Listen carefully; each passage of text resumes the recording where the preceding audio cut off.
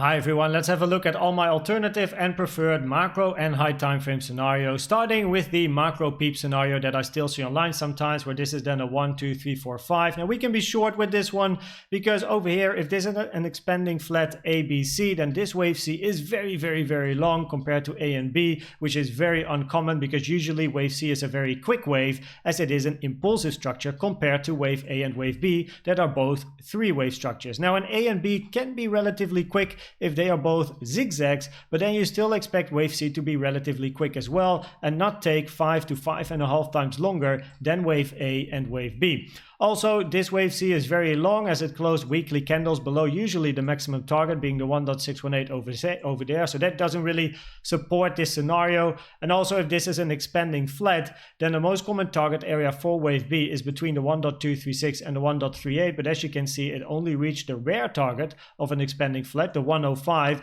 so that is not really nice. And also, the 105 is a common target for a regular flat, but that target for a regular flat in a wave C is the lows of A and not all the way down here. So yeah, this scenario for me is very unlikely. So let's quickly go to the second scenario that for me is a lot more likely. So what we're looking for over here is this to be a wave 1, 2, 3, 4, 5. Now this structure, impulsive structure, is either then a wave 1 of a 2 and then a bigger 3 to come, for example. It can be the end of a big cycle, so a wave 5 for much lower prices to come, but it doesn't really matter at the moment for where we are right now. So let me get you through this scenario.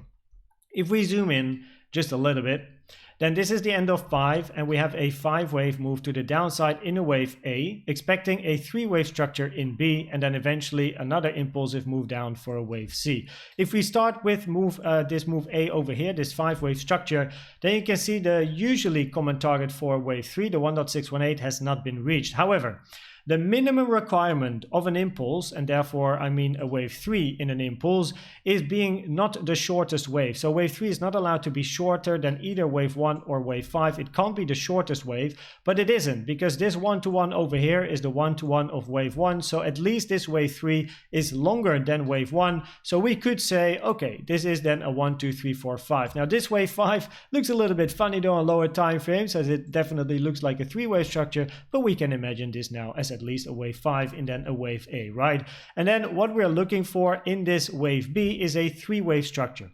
Now over here, and I'll show you in a second on the high time frame count, which is on the daily instead of the weekly, this can then be a 3-wave structure in an ABC, which then either is wave A, after which we then expect a 3-wave move down for B, and then another 3-wave move up for wave C, then ending this wave B for more downside, or this 3-wave structure is already going to be the end of this correction, so of wave B, after which we then expect a move to the downside.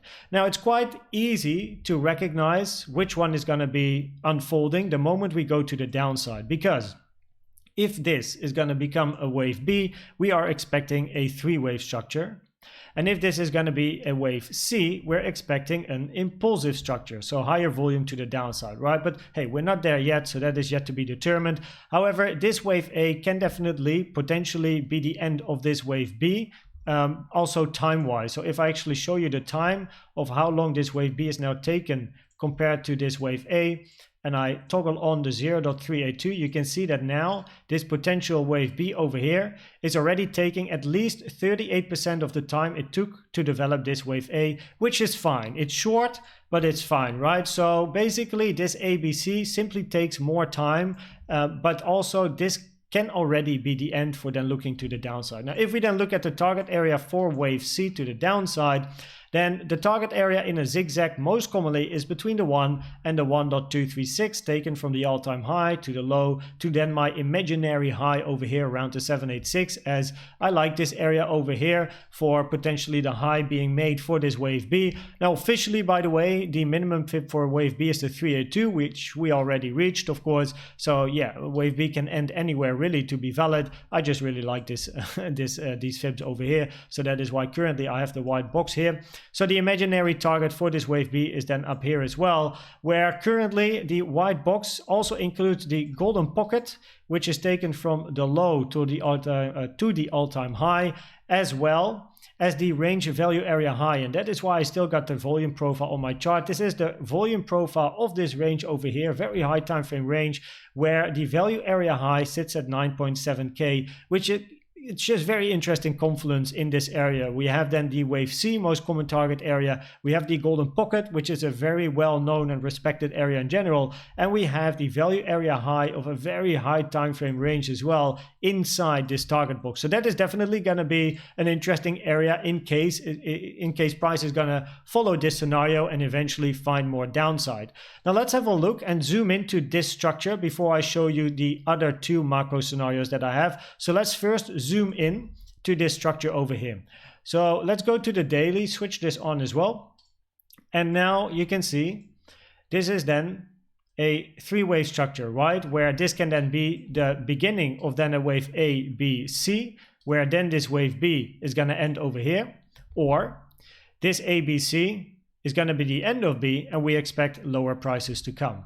So if we have a look at this scenario, we are looking at then this to be an 1, 2, 3, 4, 5, and then wave A, corrective structure in wave B that reached the 0.5 Fibonacci for this wave B, which is fine, and then another impulsive move to the upside. Now this impulsive move is quite complex. It can be like a 1, 2, 3, 4, 5, maybe some sort of an ending diagonal that might potentially be formed on the Bitcoin chart, but more interesting is the target area for a wave C. So the most common target area, again, between the 1 and the 1.236, pulled from the low at 15.4k to the high to then the low of wave B. And as you can see, the target that I've been talking about in my low time frame videos as well, the key area over here being the high of a range formed in 2022, is very interesting, which also sits right in the middle, or well, in the middle, I mean at the low end of the target area over here on the high time frame count. So that is definitely some interesting confluence.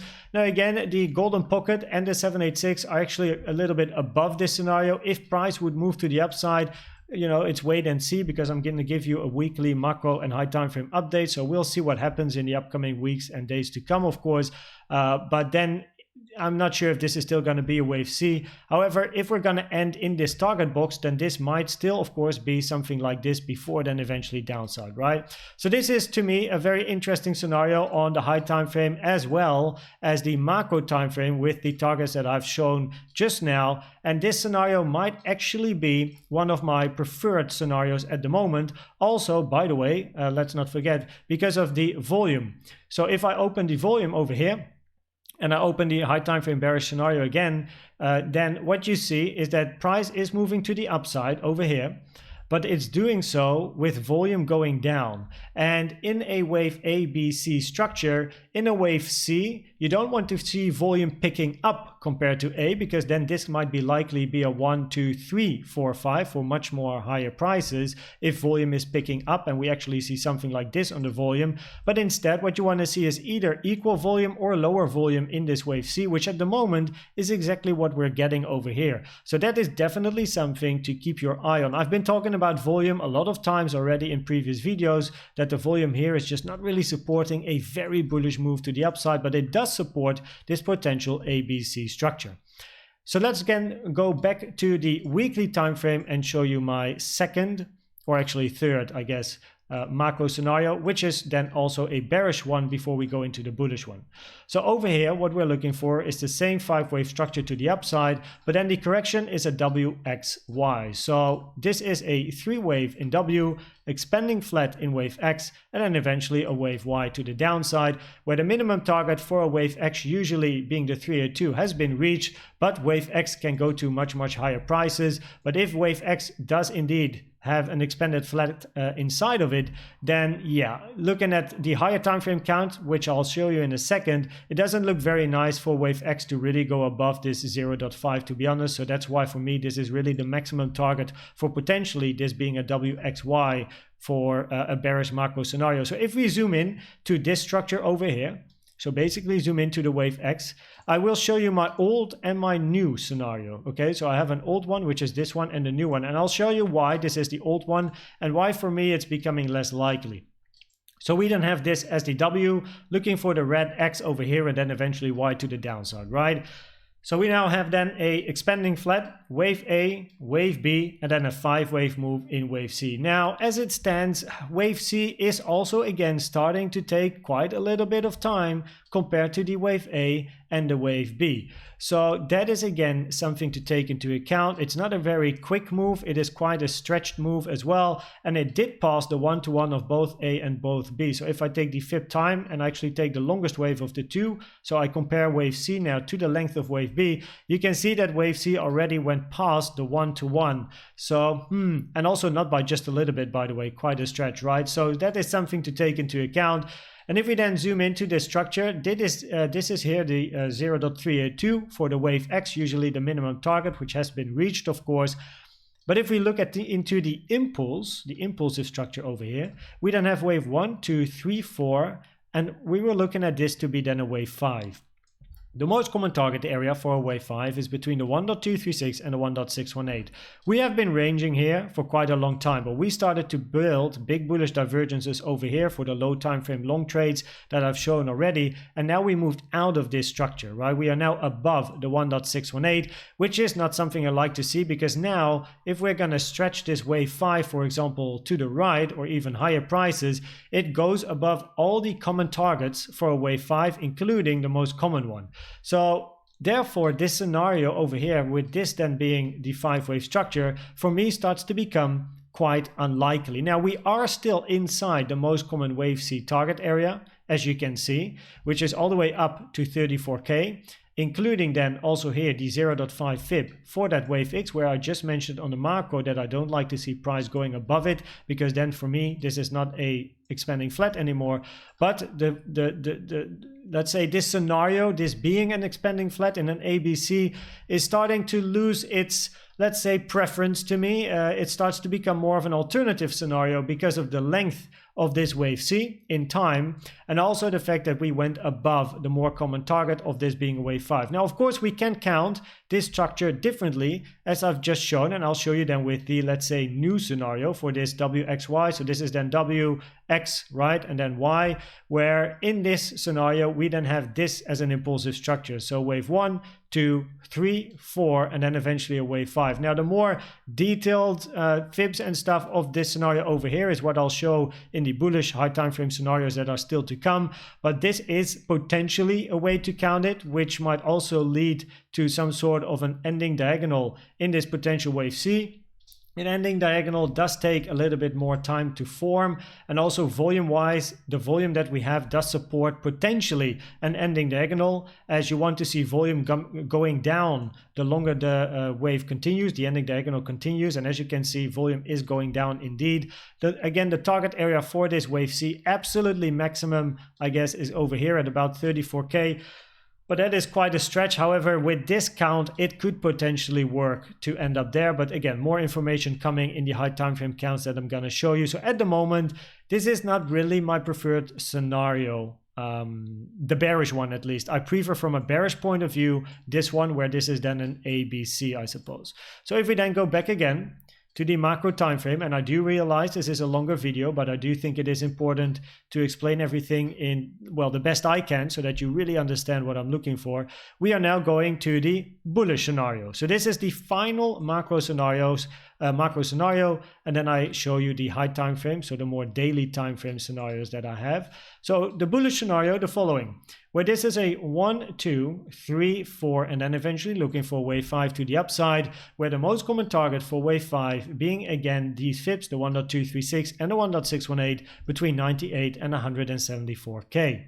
Now if you look at this scenario, we have a WXYXZ in a wave 4, where wave 4 ended perfectly on the 0.5 Fibonacci, taken from the low of 2 to the high of 3, and we also do see a high volume peak at the lows of this wave 4 over here, which could signal a reversal area, just like it did with this wave 2. Before then we had this wave 3 to the upside, so that is quite interesting. And also the exact week low of this week 4, of this wave 4, was made on the 0.618 fib time, taken from the low of 2 to the high of 3 as well. So some interesting confluence at these lows. Now we had two potential trading setups over here. We had the setup where longs could be laddered at this area, stop loss below, for potentially this wave 4, trading it to the upside, where A wave 4 usually does not close high time frame candles below the 0.5, which it hasn't done, and the targets are then all the way up here. The more safer option is wait for a retracement and then move up like we had here, for example. So this is the macro time frame scenario for the bullish side, but let's have a look at the more local scenarios and see if this macro scenario is actually likely on the more local time frame, which is the daily time frame. So let's zoom in again and show you my old preferred scenario for the bullish scenario, that is, where then we have again this being a WXYXZ ending at the 0.618 for a wave Z. So for a wave Z, this is a rare target, which also over here we have the 0.5 right on the macro time frame for then this move to the upside. So if we look at this impulsive structure, what we were looking for is this then potentially being a 1, 2, 3, 4, and this being the end of wave 5 until we started to build these like bullish divergences over here. And that is when this whole scenario for me started to become less likely, as now price is moving above this most common target area for wave 5, as I've just mentioned in the other scenario, right? So that kind of makes this whole structure as an impulse for me less likely, which means that also this being then a wave 1, 2, 3, 4, 5 in this particular scenario with this impulse less likely.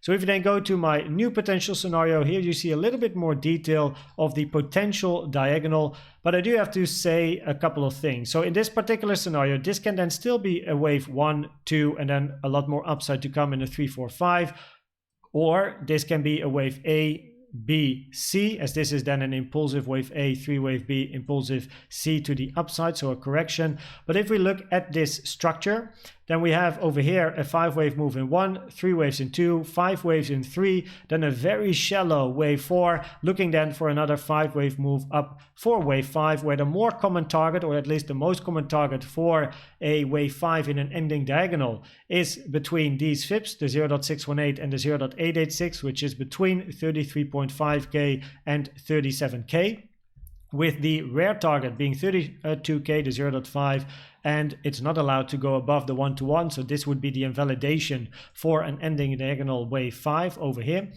And another thing that is important is that if this is an ending diagonal, this wave 2 is very shallow, where it retraced to the 0.5, which is a rare target for wave 2 in a ending diagonal. If we then look at this wave 4, usually diagonals have overlap between wave 1, the price action of wave 1, and the price action of wave 4. But as you can see, if I put a line over here, you can see that this wave 4 did not reach the price action, so basically meaning it didn't go low enough to get into the price action of this wave 1, which is usually something you see quite often. It is not a must, but it is something you see relatively often, right? So this wave 4 is very, very shallow. It's in general very shallow retracement, where it retraced to the 0.146, which actually isn't even a target for a wave 4 in a ending diagonal or leading diagonal in this case. In a diagonal in general, doesn't really matter if it's ending or leading, but in a diagonal in general, the minimum rare target is the 0.236, but the 0.236 hasn't even been reached, right? Price action didn't go low enough to hit the 0.236. It hit the 0.146. So for now, I keep this on my chart. But of course, this being a rare, well, at least this is not even a rare target. I just put it on the chart to show you it bounced on the 0.146, but officially it's not even a target for a wave 4 in a diagonal. And also we have a rare target over here for the wave 2, so not great. We did reach over here the common target for wave 3 in a diagonal, which has been very nicely respected, as you can see, the 0.786 for then potentially this wave 4, and then we're looking for this wave 5 to the upside, right? So that is then eventually the scenario that we're looking for, where usually in a diagonal the 33.5k level is interesting. And if we look at this range, the level that I've been talking about quite often, it is just above the 0.5, so one would preferably see price action above this key level over here, so at least taking the liquidity of that range made in 2022, hit the 0.618 as a minimum before potentially eventually more downside. And if we then go to the final bullish scenario on the high time frame, then it is the very bullish scenario. So in this particular scenario, we are just going to pump all the way to the moon, where 100k is basically the target as mentioned between 98 and 174k in the bullish scenario on the macro, right? So in this particular scenario, this is the retracement already of a wave 2, and we are not going to see prices anymore of basically 20k. We are continuing to the upside. So we then have this as a wave 1, this as a wave 2, and then this is another 1, 2, and now we are on our way to be in a very big 3 wave. So this has to be then a wave 3 in blue over wave 3 in green. So you expect the craziest volume you're ever going to see, at least in this structure over here. But that's the problem, and that's why I wrote it down. Volume is not picking up at the moment as it stands. You want to see volume increase. Of course, that is something you always see in hindsight, right? Because first the candle has to be made and then we see the volume. But as it stands now, you do see that while price is making higher highs, the volume is not going with the higher highs. It's actually making lower highs. So that is not too great. And also we have the 0.236 as written down for this wave 2, which is not even usually a target for a or for a wave 2, because the 0.382 usually is the rare target already and a minimum target for wave 2. And also we actually just missed out on hitting the 0.236, as you can see with the lows over here. So it doesn't look too great from a volume perspective, and this wave 2 as well. But it is a scenario you can keep in the back of your mind.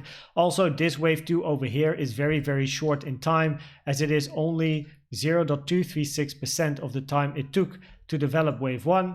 And I can show you that in a very quick second. So if you give me a few seconds, 236, let's put this on the chart right here.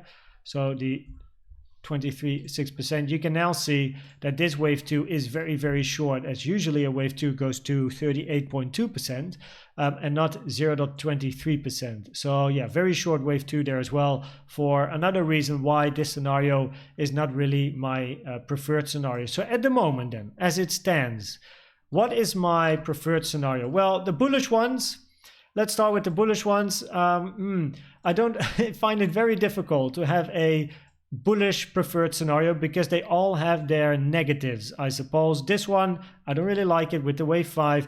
This one out of the 3 is currently my preferred scenario, where this is some sort of a diagonal, and then this one, no, I don't really like this one, so that is an alternative. So my preferred bullish scenario is this one over here. Let's put that in the video. So okay, preferred bullish one, and the macro bullish one, well, I only had one macro bullish one where this is the low of wave 4 and then up, so that is fine. And if we then go to my preferred bearish macro scenario, it is going to be this one over here at the moment as it stands now, where this is then a 5-wave structure with wave 3 not being the shortest wave, working on this wave A, then maybe a B, C to enter red B for downside in C, or this red B can already be finished over here for then downside in C. So this currently looks the best in my opinion. And then if we go to the high time frame count, then the high time frame scenario supporting this is this one over here, where again I'm looking for a bit more upside for at least this wave C. And then the question is this the end of wave B for downside, or is this only the first part of a 3-wave structure, with this then being wave A, 3 waves in B, and then eventually wave C for then eventually downside. So what a video. I hope this video was very informative, helpful and valuable to you. It's a long one, but yeah, thanks for watching. Please like and subscribe if you enjoy the content, and I will see you at the next one. Bye bye.